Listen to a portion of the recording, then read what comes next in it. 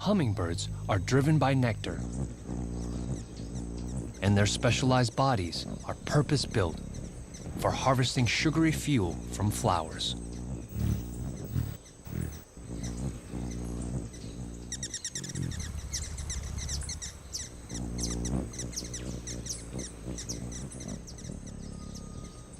A unique rotator cuff and wing design allows them to flap their wings in a figure-8 pattern, making them the only birds in the world that can fly backwards. It's a handy trick when you spend the day with your beak buried in blossoms.